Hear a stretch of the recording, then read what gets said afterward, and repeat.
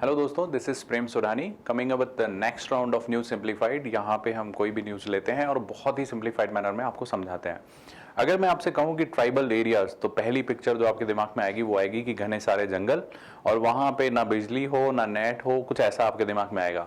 लेकिन अभी जो है ऐसी स्थिति नहीं है, भारत में काफ़ी हद तक चेंज हो रही है। और इसी की कड़ी में एक नई कड़ी जुड़ी है कि केरला के नीलांबूर फॉरेस्ट में हमने वाईफाई को पहुंचाया है, और वो भी 100 एमबीपीएस की स्पीड पे। तो 100 एमबीपीएस की स्पीड पे ट्राइबल एरियाज में नेट पहुंचाना बहुत ही डिफिकल्ट टास्क था, लेकिन इसे सच कर दिखाया है हमारे लॉन्ग डिस्टेंस वाईफाई टेक्नोलॉजी ने। तो इसके बारे में हम बात करने वाले हैं इन डिटेल इस वीडियो में, वन बाय वन करके हम जानेंगे। सबसे पहले हम बात करेंगे कि इस वीडियो में क्या क्या होगा। पहला तो हमने किस स्कीम के अंतर्गत इस नेट को पहुंचाया है। तो जन शिक्षण संस्थान एक स्कीम है जो इन एरियाज में काम कर रही है, जिसके अंतर्गत हमने ये नेट पहुंचाया है।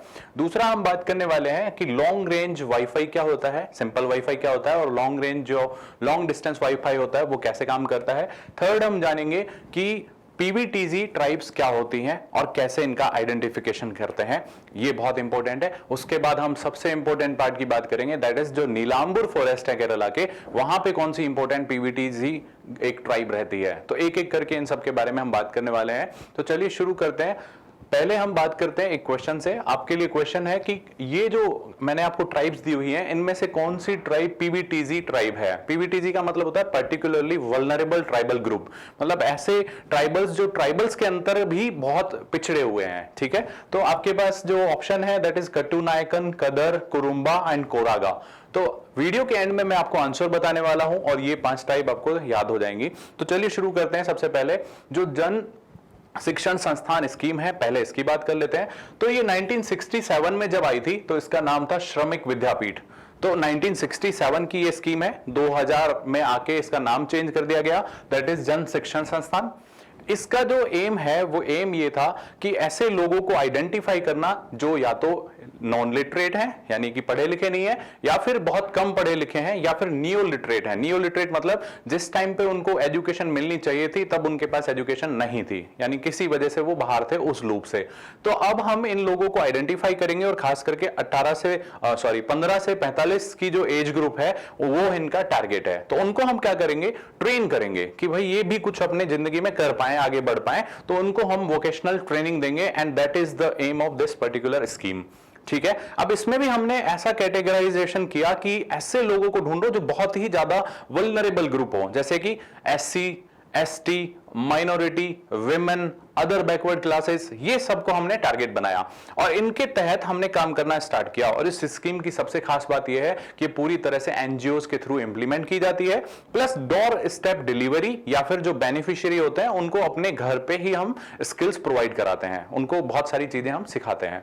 इसमें सबसे खास बात यह है कि 85% जो 4 लाख बेनिफिशियरी हैं उनमें 85% विमेन है, यानी कि विमेन के ऊपर इसका जो काम है करना वो बहुत ही अलग लेवल पे है, बहुत ही अच्छे लेवल पे है। तो ये है आपकी जन शिक्षण संस्थान स्कीम। आई होप आपको ये स्कीम क्लियर हुई होगी। अब हम आगे बात करें अगर कि कैसे हमने इंटरनेट इतनी फास्ट स्पीड पे पहुंचा दिया है। 100 एमबीपीएस की स्पीड बहुत फास्ट स्पीड होती है, और खास करके ऐसे एरिया में जो ट्राइबल एरिया है, ट्राइबल एरिया से आपकी रोड कनेक्टिविटी कई बार बेहतर नहीं होती, तो इंटरनेट कनेक्टिविटी बेहतर होना बहुत बड़ा एक अपने आप में अचीवमेंट है। तो पहले उससे पहले समझते हैं हम वाईफाई कैसे काम करता है। वाईफाई आपने देखा होगा आपके घर में एक इस तरह का मॉडेम होगा जिसके थ्रू आपका वायरलेस फिडिलिटी, मतलब वायरलेस आपका नेटवर्क स्प्रेड होता है, इन एयर ट्रांसमिशन होता है, जिसके तहत आप आपके जो भी वाईफाई से डिवाइसेस कनेक्ट हो सकती हैं वो कनेक्ट करते हैं। मतलब इसमें कोई केबल नहीं लगानी पड़ती आपको बार बार, आप सिर्फ वाईफाई को स्टार्ट कीजिए अपने मोबाइल में और कनेक्ट कीजिए। तो बहुत सारी डिवाइसेस आजकल वाईफाई से कनेक्ट होती हैं, प्रिंटर्स होते हैं, मोबाइल्स होते हैं, और भी बहुत सारे गैजेट्स हैं जो कनेक्ट होते हैं। अब इसमें एक दिक्कत आती है कि इसकी जो रेंज होती है वो लिमिटेड होती है, यानी कि अगर बीच में कोई ऑब्स्टेकल आ गया, जैसे दीवार आ गई मोटी, तो 1-2 दीवारों के बाद उसके सिग्नल की स्ट्रेंथ कम हो जाएगी। जैसा कि आपने देखा होगा जहां पे आपका मॉडेम होगा वहां पे सिग्नल सबसे स्ट्रेंथफुल होगा, सबसे अच्छा होगा। दीवार आ गई बीच में, उसके बाद आपका यहां पे सिग्नल धीरे धीरे कम होता जाएगा। तो ये लिमिटेशंस के साथ आपके पास कुछ ऑप्शन होते हैं कि इस सिग्नल को आप मजबूत कर पाओ, जैसे कि एम्पलीफायर आप लगा देते हैं। लेकिन यहां पे हमने जो किया है, इसमें हमने क्या किया है कि with the help of towers हमने क्या किया कि जैसे इंटरनेट है, हमने इस इंटरनेट को केबल कनेक्शन के थ्रू, इस टावर के थ्रू यहां पे ट्रांसमीटर लगा दिया, और इस ट्रांसमीटर के थ्रू जो हमने डेटा था वायरलेस जो हमको ट्रांसमिशन करना था वो हाइट से किया है, बहुत लंबी हाइट पे आके हमने सिग्नल को स्प्रेड किया है। ऐसे ही दूसरे टावर का यूज कर लिया तो सिग्नल को स्प्रेड किया।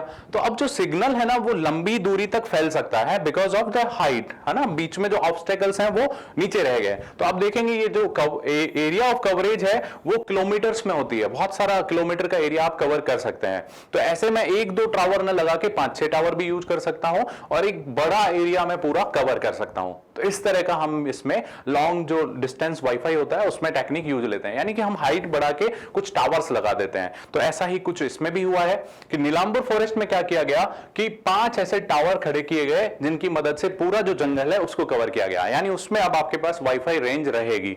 इसमें 100 किलोमीटर का एरिया कवर किया गया है और इसमें सबसे खास बात मैंने आपको बताई 100 एमबीपीएस की स्पीड है। ये 5 गीगाहर्ट्ज की फ्रीक्वेंसी पे काम कर रहा है, लेकिन आपको जो याद रखना है that is important, 100 Mbps 100 of kilometres cover कर रहा है और 250 लोग एक साथ इस पे कनेक्ट हो सकते हैं अभी के स्थिति अगर देखें तो।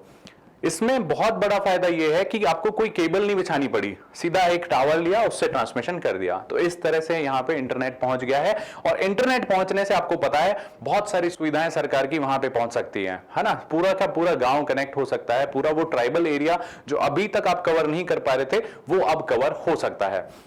अब इसमें हम बात करते हैं नेक्स्ट अगर चले तो ये जो जिस एरिया में इंप्लीमेंट हो रहा है दैट इज नीलांबुर फॉरेस्ट। और नीलांबुर फॉरेस्ट की अगर मैं आपको लोकेशन दिखाऊं तो कहीं यहां पे है साइलेंट वैली नेशनल पार्क और यहीं पे है आपके नीलांबुर फॉरेस्ट, है ना। नीलांबुर फॉरेस्ट में एक खास बात है कि यहां पे रहती है एक ट्राइब दैट इज पीवीटीजी। मैंने आपको बताया पर्टिकुलरली वल्नरेबल ट्राइबल ग्रुप, यानी ट्राइबल ग्रुप्स में भी ऐसी ट्राइब जो बहुत ही ज्यादा पिछड़ी हुई है उसे हम पीवीटीजी का दर्जा देते हैं। तो ये है चोला नायकन ट्राइब जो यहां पे रहती है। चोला नायकन जो है ये 2 शब्दों से मिलकर बनी हुई है, पहला वर्ड है चोला, है ना, दूसरा है नायकर, ठीक है। तो चोला जो है एक आपने यहां पे सुना होगा केरला में डीप एवरग्रीन फॉरेस्ट होते हैं जिनको हम शोला फॉरेस्ट कहते हैं, राइट। तो ये शोला या चोल्स या शोल्स जो हैं ये वही है चोलास या फिर शोलास। तो ये ट्राइब जो है अपना नाम ले रही है because of this particular tree या एवरग्रीन फॉरेस्ट से। तो चोलास यानी एवरग्रीन फॉरेस्ट एंड नायक का मतलब होता है किंग, यानी कि ये लोग जो हैं डीप एवरग्रीन फॉरेस्ट के किंग हैं क्योंकि ये यहां पे रहते हैं और उनको सारा पता होता है कि कैसे कहां पे क्या टोपोग्राफी है। That's why they are named as Chola Nayakan, ठीक है। तो ये है इसका मतलब। दूसरा, ये जो है एक वन ऑफ द लास्ट जो गेदर एंड हंटर ग्रुप होते हैं उनमें से एक है। इसकी जो पॉपुलेशन है बहुत ही कम है, 1991 में सिर्फ 360 यहां पे लोग थे इस ट्राइब के पर्टिकुलरली। तो ये पीवीटीजी एक ग्रुप है उसमें आता है। तो अब आपके दिमाग में आ रहा होगा भाई पीवीटीजी क्या होता है, पर्टिकुलरली वल्नरेबल ट्राइबल ग्रुप क्या होता है, तो उसके बारे में बात कर लेते हैं। तो पीवीटीजी जो ग्रुप है सरकार ने देखा कि ट्राइबल्स में भी बहुत सारे जो ग्रुप हैं वो बहुत ज्यादा पिछड़े हुए हैं, यानी कुछ ट्राइबल ग्रुप की स्थिति अच्छी है इकोनॉमिकली एजुकेशनली, लेकिन कुछ जो है वो बहुत ज्यादा पिछड़े हुए हैं। तो उनको सरकार ने अलग से आइडेंटिफाई किया। 1975 में ये आइडेंटिफिकेशन करना हमने स्टार्ट किया 1975 में, and that was the PVTGs, मतलब पर्टिकुलरली वल्नरेबल ट्राइबल ग्रुप्स। तो अभी हमारे यहाँ पे अराउंड 705 ट्राइबल ग्रुप्स हैं जिसमें से 75 ऐसे ग्रुप हैं जो पीवीटीजी में आते हैं, यानी ऐसी 75 कुल मिला के ट्राइब्स हैं जो पीवीटीजी में आती हैं। तो याद रखना बहुत सिंपल है, 1975 total 75 and that is also 75, बस बीच में 0 लगा हुआ है, ठीक है। तो total tribes are 705, 75 out of these 705 are primitive this PVTGs, okay, and इसमें 1975 में हमने ये स्टार्ट किया था। तो अभी की स्थिति ये है। अब आपके दिमाग में आ रहा होगा भाई क्राइटेरिया क्या होता है। तो क्राइटेरिया बहुत सिंपल होता है, जो बहुत ज्यादा पिछड़े हुए हैं वही आपके पीवीटीजीज में होते हैं। तो इसमें 4 क्राइटेरिया मेनली दिमाग में रखे जाते हैं, आप याद रख सकते हैं इन्हें। पहला होगा कि जो एग्रीकल्चरल टेक्नोलॉजी होगी वो बहुत प्रिमिटिव होगी, मतलब बहुत ही पिछड़ी हुई, बहुत पुरानी। तो प्रिमिटिव एग्रीकल्चरल टेक्नोलॉजी नंबर 1। जैसे कि आपने देखा होगा मोस्टली जो ट्राइबल्स लोग होते हैं वो झूम कल्टीवेशन करते हैं, स्लैश एंड बर्न एग्रीकल्चर, मतलब एक जगह उगाया फिर उसको जैसे फसल हुई उसके बाद आग लगा दी और नेक्स्ट दूसरे राउंड में फिर ऐसे ही करते हैं। तो झूम खेती भी आप उसको बोलते हैं। तो पहला हो गया प्रिमिटिव एग्रीकल्चरल टेक्नोलॉजी। दूसरा ऑब्वियसली क्या होगा, एजुकेशनली बैकवर्ड, एजुकेशन लेवल जो है वो बहुत ही कम हो, बहुत ही कम लिटरेसी रेट हो, that is the second criteria. Third है economically they are also very poor, ठीक है, बहुत ही इनकी कंडीशन खराब है इकोनॉमिकली, ठीक है। एंड चौथा होगा द पॉपुलेशन क्राइटेरिया, तो पॉपुलेशन जो है इनकी या तो डिक्लाइन हो रही हो या फिर स्टैग्नेंट हो, means the population of this particular tribe is stagnant और they are decline in numbers, ठीक है, कम हो रहे हैं। So these 4 are the indicators and you can remember them with the help of this particular keyword, that is peep. Peep means क्या होता है कि पर्दे के पीछे से झांकना, and this tribal girl is peeping through the door, आप इसको याद रख सकते हैं। And these are the 4 indicators, P for primitive agricultural technique, E for education, E for again economically, and the P last stands for population. So that is primitive agricultural, education, economy and population. So these 4 are the indicators to identify this particular PVTG group. ये होता है इनका identification criteria, जो कि अभी 1975 में हुआ start, मैंने आपको बताया 75 टोटल ऐसी ट्राइब हैं जो PVTG हैं। तो आई होप आपको PVTG के बारे में सब पता लग गया होगा। अब हम आते हैं हमारे उस क्वेश्चन की तरफ जो मैंने आपसे स्टार्टिंग में पूछा था कि इनमें से कौन सी ट्राइब है जो PVTG में आती है। तो ये सारी की सारी जो ट्राइब है ये PVTG ट्राइब है और ये सारी की सारी केरला में पाई जाती हैं। तो केरला में टोटल 5 PVTG हैं। एक मैंने आपको बताई चोला नायक, दूसरी हो गई कट्टू नायकन, चोला नायकन, देन कट्टू नायकन, देन कदर, दिस इज कुरुम्बा एंड कोरागा। ये पांचों जो ट्राइब हैं ये केरला की PVTG ट्राइब हैं। आई होप आपको ये याद हो गया होगा। तो this was the answer of the question. तो आई होप आपको ये पूरा वीडियो समझ में आया होगा। अगर ऐसा है तो हम इन सभी प्लेटफॉर्म पे आपके लिए मौजूद हैं, आप हमसे वहां पे जुड़ सकते हैं, कनेक्ट कर सकते हैं। इस वीडियो को आप शेयर एंड लाइक जरूर करें और कमेंट सेक्शन में बताएं कि कैसा लगा आपको। Thank you very much for watching this video.